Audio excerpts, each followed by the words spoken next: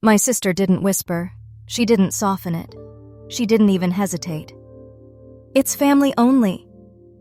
I was standing in the middle of a grocery store aisle with my phone pressed to my ear, staring at a row of candles I'd just picked out for my dad's retirement cake, candles I was paying for, while she calmly explained that I wasn't invited to the party those candles were meant for. And then, like it was the most normal thing in the world, she added, "Also, can you Venmo me tonight? The venue needs the final payment." I didn't raise my voice. I didn't ask her if she heard herself. I didn't even say what my chest was screaming. I just said, "Okay." Because okay was what my family trained me to say. Okay meant I was manageable. Okay meant no one had to deal with my feelings. Okay meant the problem stayed quiet. Then I hung up. And something in me went cold, clear, and still. If I wasn't family enough to be invited, then I wasn't family enough to finance it. If you've ever had a moment like that, where someone you've poured yourself into rewrites your place in their life with one sentence, hit like, subscribe, and comment where you're listening from. Car, bed, night shift, wherever. I read them, and I mean it when I say you're not alone. For this story, call me Avery. I'm 35. I do freelance audio work, podcasts, small documentary edits, corporate voiceover cleanup, live recording when the budget is tight and the client wants warm but professional. It's not glamorous. It's just work. Quiet work. The kind where you're proud when it sounds effortless, even if it took you 12 hours to make it that way. And honestly, that's probably why it took me so long to see what my family was doing to me. I'd built a whole life around making things smooth. From the outside, my family looked steady and respectable. The kind of family neighbors describe as close. Holiday pictures on the mantle. My mom's careful smile in every photo. My dad's hand on someone's shoulder, always trying to look like the calm center of the room. We were the family that showed up to barbecues with a nice dish and left without drama. Inside, we had roles that were assigned so early no one even remembered choosing them. My sister Sienna was the star, charismatic, loud in a way that people called passionate even when she was cruel. She had problems that somehow became everyone's responsibility. She had emotions that filled up rooms. She had needs that arrived like emergencies. My brother Mark was the planner, the explainer, the one who talked about family like it was a company with a mission statement. He didn't ask for things. He framed them as what reasonable adults do. He loved the sound of his own logic, especially when it benefited him. And me? I was the quiet fix. I was the one who paid things just this once. The one who handled tech because you're good with that. The one who answered late-night calls because mom is stressed. The one who smoothed over awkward moments so nobody else had to sit in discomfort. No one ever demanded I do it. Not directly. It was always implied.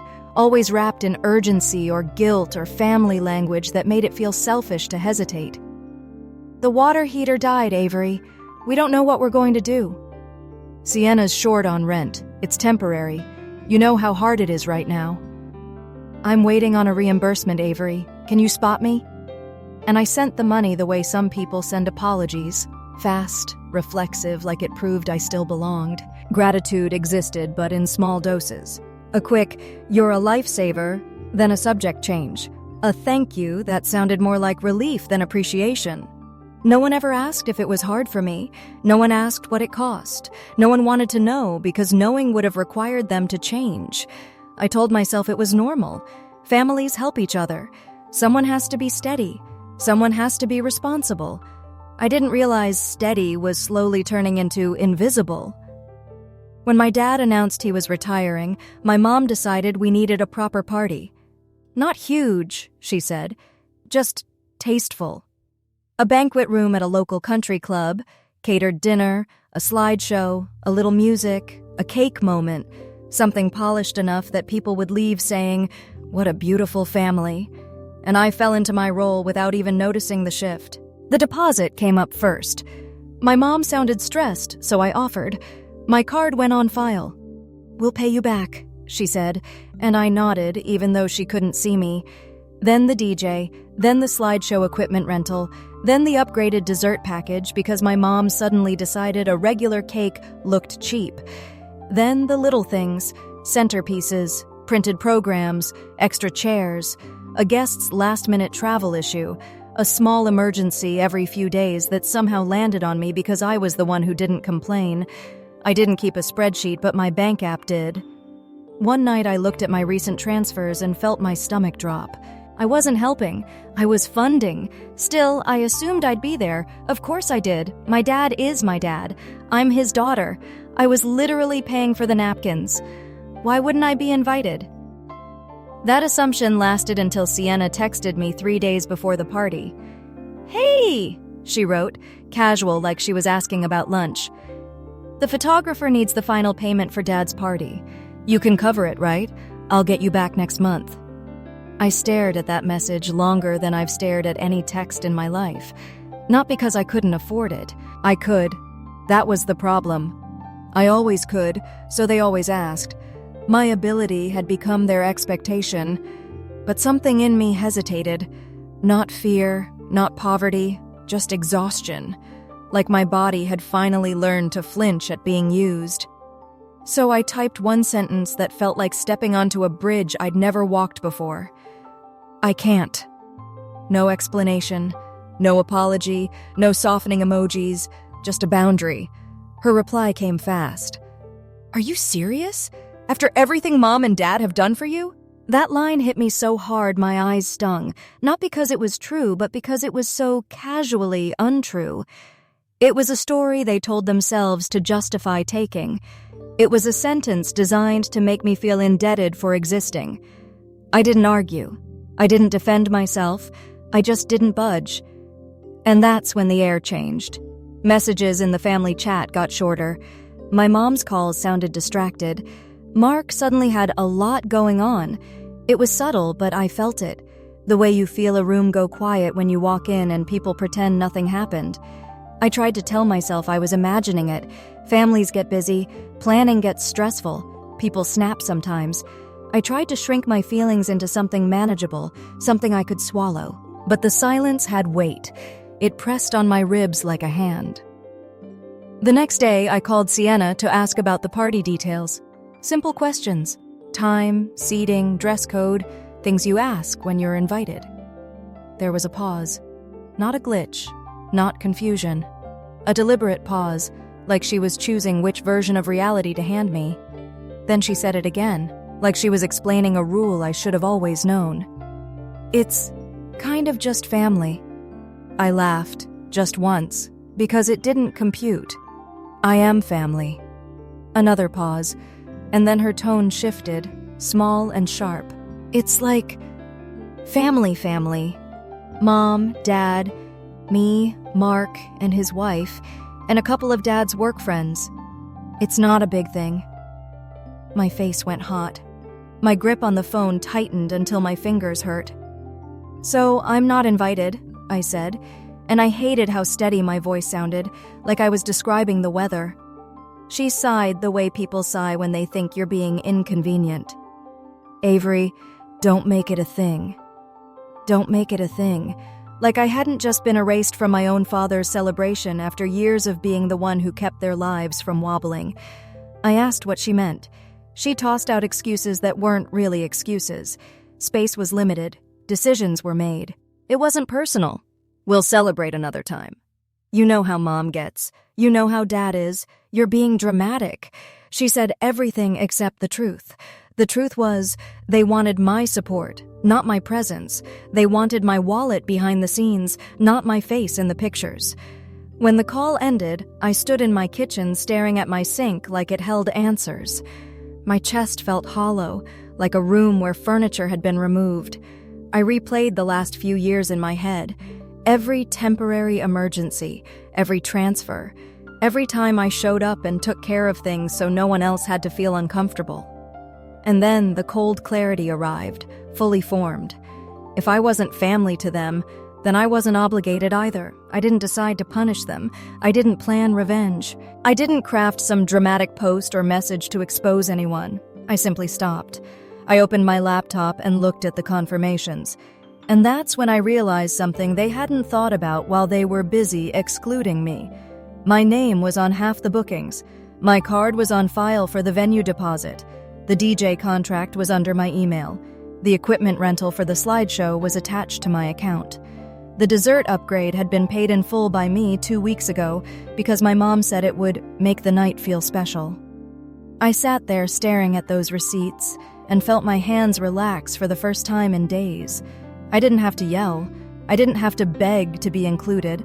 I just had to stop holding the whole thing up. So I started sending emails, calm, professional, the way I handle client work. I canceled what was refundable. I removed my card from what hadn't been processed yet. I asked vendors to transfer the remaining charges to the person hosting the event. No drama, no accusation, just clear boundaries. I didn't sabotage anything. I detached. Then I did something else I'd never done without a long family discussion first. I booked a trip. Not some fantasy escape, something real, something I could afford because I wasn't paying for centerpieces anymore. 3 nights in New Orleans. A client had asked months earlier if I could help with a live recording. I'd said, I'll see, because I always said I'll see, because family always came first. This time I said yes. I packed slowly, not like someone running away, but like someone choosing herself with intention. A few outfits that felt like me. My laptop, my audio gear, comfortable shoes, no guilt suitcase packed with obligations. My best friend called while I was zipping the bag, and I told her the truth in 1 sentence. I'm leaving town. She didn't demand details. She didn't tell me to calm down. She just said, good, like she'd been waiting years for me to finally do it. The day of the party, I woke up in a hotel room that smelled like clean linen and quiet. No one needed anything from me. No one expected me to fix a mood, smooth a conflict, cover a bill. Downstairs, I got coffee and beignets and sat alone near the window, watching strangers laugh at their own conversations. For once, solitude didn't feel like absence. It felt like space. Later, I walked through the city with my phone recording ambient sound, street musicians, footsteps, distant horns, the texture of a place that didn't know my name. It was work, technically, but it also felt like breathing. Back home, the party was starting without me. I didn't see it, but I could picture it perfectly. My mom adjusting decorations, my dad standing a little too stiff in his jacket, smiling for photos, Sienna moving like she owned the room, Mark checking details, talking like the event manager. And somewhere in that banquet room, there would be a gap they expected no one to notice because they'd spent years training everyone, including me, to treat my absence like normal. Around the time dinner would be served, my phone started vibrating. 1 call, then another, then another. Home. I watched the screen light up, my mother's name, then Sienna's, then Mark's. A steady, escalating buzz, like an alarm. I didn't feel panic. I felt curiosity, like I was watching a pattern from the outside for the first time. I didn't answer until I was back in my room, sitting on the edge of the bed with my shoes still on. When I finally picked up, my mom's voice cracked before she finished saying my name. Avery, where are you? Out of town, I said. She inhaled sharply, then her tone snapped into place. Tight, controlled, image first. People are asking about you. Not, are you okay? Not, we miss you. Not, this feels wrong. People are asking. She rushed through it. Things were getting out of hand. The DJ was saying there was an issue with payment. The dessert situation had changed. Guests were confused. She needed me to call someone, fix it, smooth it, make it normal. I looked out the window at the street below, at a couple laughing as they crossed the road, at the way the city moved without needing my permission, and I felt something solid in my chest. I wasn't invited, I said. Silence. Then my mom tried to rewrite reality like she always did. We didn't think you'd want to come, she said. I almost laughed. Not because it was funny, but because it was so predictable. Hurt me, then call it my choice. Sienna told me it was family only, I said. My mom's voice wavered. Well, you know what she meant. Yes, I did. She meant I could pay, but I couldn't belong. My mom started crying, and for a second, the old reflex surged up in me. Comfort her, apologize, fix it, make it okay. But then I remembered Sienna's tone in that grocery store aisle. Calm, practiced, dismissing me as if I was optional. And I realized my mom's tears didn't erase what they'd decided. They were just another tool to pull me back into place. I didn't break anything, I said gently. I just stopped paying for something I'm not included in. She whispered, How could you do this to your father? And there it was again. Not accountability, not apology, a demand. I said, I hope Dad has a good night, and I ended the call. Seconds later, Sienna called. She didn't even say hello. What is wrong with you? She spoke fast, sharp, angry in a way that sounded less like heartbreak and more like someone losing control of a system they depend on. She said I humiliated them. She said guests were talking. She said I was selfish. She said I wanted attention. She said I ruined everything. She said I should be ashamed. Then she said the most honest thing she'd said in years. You can't just disappear when we need you. Need. Not love, not family. Need. Like I was a tool someone misplaced. I waited until she finished, and I asked one question, calm enough to make it cut. When did you decide I wasn't family? She tried to bulldoze past it, talking louder, accusing harder, insisting I was twisting things, so I repeated it. When did you decide you could take my money, but not my presence? There was a silence I can still hear in my bones. Not stunned silence, exposed silence. The silence of someone realizing their script doesn't work when the other person stops reading their lines. Then she snapped, "You're dramatic," and hung up. Mark called next, because when emotion fails, Mark brings policy. Avery, he began, in that calm voice people use when they want to sound reasonable while they're cornering you. You escalated a manageable situation. I didn't escalate, I said. I opted out. He sighed like I was exhausting him. You're going to damage your relationship with the family. I said, you already damaged it. You just didn't tell me. He switched tactics. He talked about consequences, about professionalism, about how my choices affect people, about how Mom is stressed, about how Dad deserves better, about loyalty. And I realized something while he talked. My brother could explain anything. He could explain why they used me. He could explain why they excluded me. He could explain why I should still help anyway. What he couldn't do was say, that was wrong. So when he finally paused, expecting me to fold like I always did, I said, I've been considering all of you for years. I'm done being the solution to problems I didn't create. He didn't threaten me outright. He didn't have to. He just went quiet in that way that says, if you don't obey, you'll be punished socially. And for the first time, that threat didn't work on me.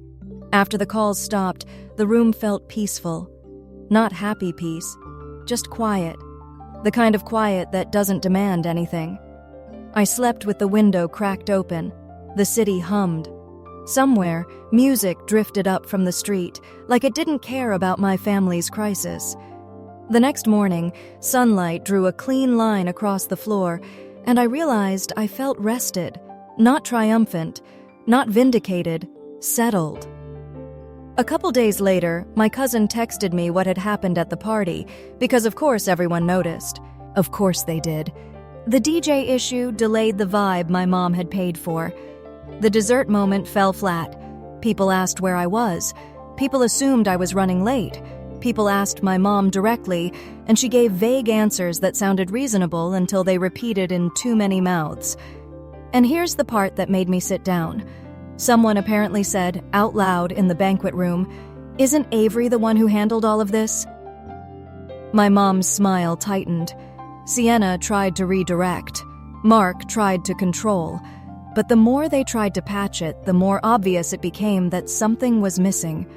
Not just a person, a function. They didn't just miss me. They missed what I do. And that's when the image started cracking. Because people can forgive a lot, but they get uncomfortable when they realize someone has been used. It makes them question what they're applauding. When my mom called again, her voice was softer, smaller. "Can you come home?" she asked. "We should fix this. Let's get back to normal." Normal. Normal was me paying and disappearing. Normal was me doing emotional labor so everyone else could feel good. Normal was being included only as long as I was useful. I said, "I don't want normal." She cried, quieter now, less performative, and for a moment I almost softened.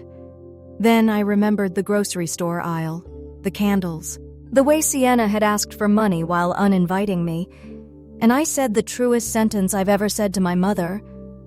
"I love you, but I'm done funding a life where I'm treated like an inconvenience." She didn't argue. She didn't apologize either. She just went silent, like she was hearing a language she didn't learn in her house. I stayed in New Orleans for the full 3 nights. I did the live recording. The client loved it. They introduced me to another producer. Work started to find me in a way that felt clean, earned, respected, not guilt-driven. On my last night, I ate takeout on the balcony and listened to distant music and realized my life felt spacious. Not perfect, but mine. Weeks passed. The family group chat went quiet. My sister sent a couple of shallow messages like nothing happened. My brother sent one long paragraph about moving forward that avoided responsibility like it was a contagious disease. My mom tried small, careful texts that felt like testing a fence. No one gave me a movie apology. And I'm not going to lie and say that doesn't hurt sometimes. It does. But something else happened too. My dad texted me 2 months later. One sentence. I didn't understand until after. "I miss you." It wasn't dramatic. It wasn't polished. It didn't ask me to fix anything. So I replied, "I miss you too. I'm here when you're ready to talk like I'm your daughter." And for the first time, I didn't chase. I didn't beg. I didn't offer to pay for the privilege of being loved. I let him come to me. Because here's the truth people don't say out loud. When you finally stop playing your assigned role, the people who benefited from it will call you selfish. Not because you became cruel, but because your boundary removed their comfort. If you've ever been the reliable one, the one who covers the gap, the one who makes things smooth, the one who pays in money or silence just to stay included, listen. Family isn't supposed to feel like a membership fee. Love isn't supposed to require you to disappear. And boundaries aren't punishment, they're clarity. If this story hit you somewhere deep, comment, "I see you," and where you're listening from. This is Epic Reddit Files, and around here we don't romanticize being used anymore.